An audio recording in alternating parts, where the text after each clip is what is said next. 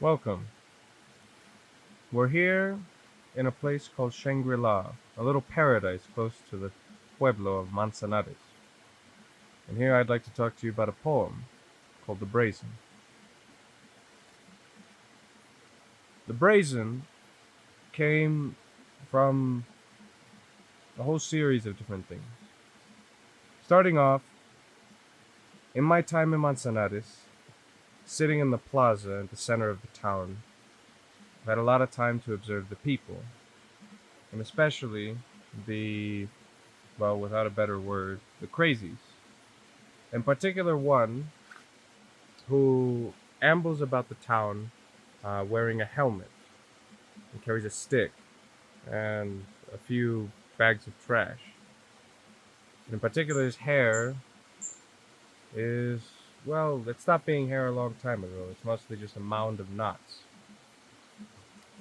But it was this man, along with seeing the bandidos, or gamines, which are, well, to put it nicely, uh, the lower strata or the youngins who are a little too into the vices.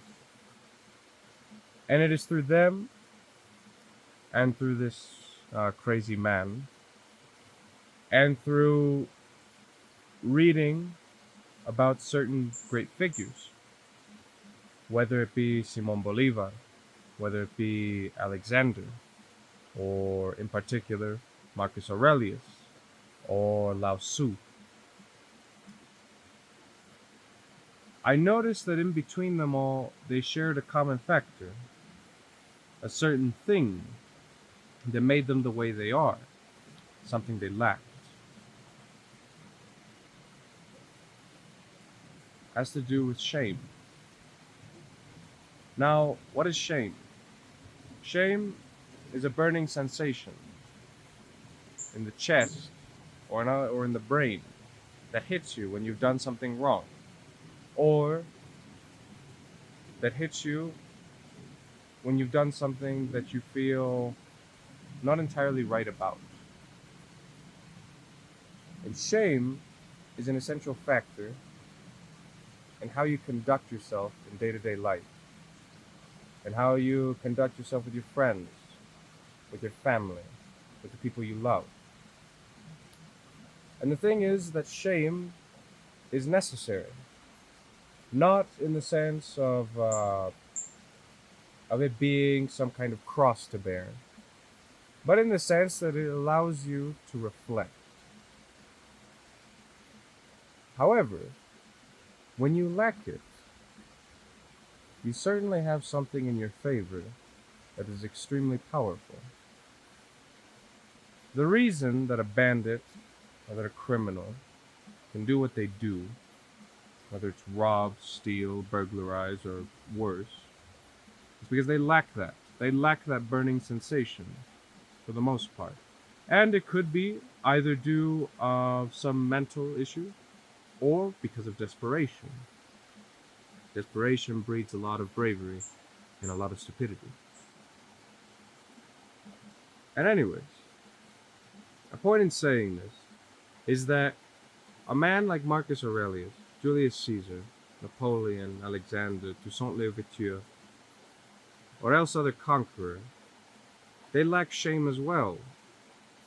And the reason I say that is because how can you send so many men to die in your name if you had any shame within you?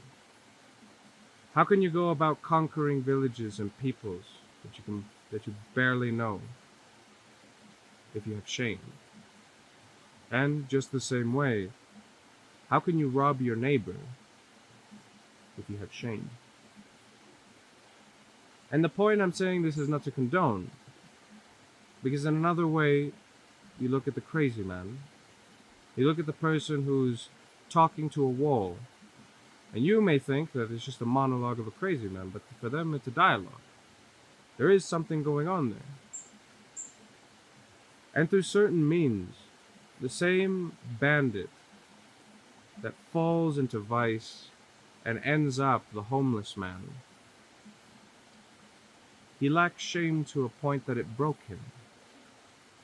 On the other hand, you have a man like Marcus Aurelius, who's an emperor,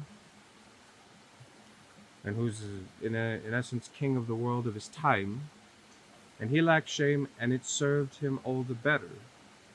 It empowered him. And for me, it was just interesting to note, in essence, the whirlwind and the different turns. That very same idea, that very same lack of shame, can lead to such vastly different results.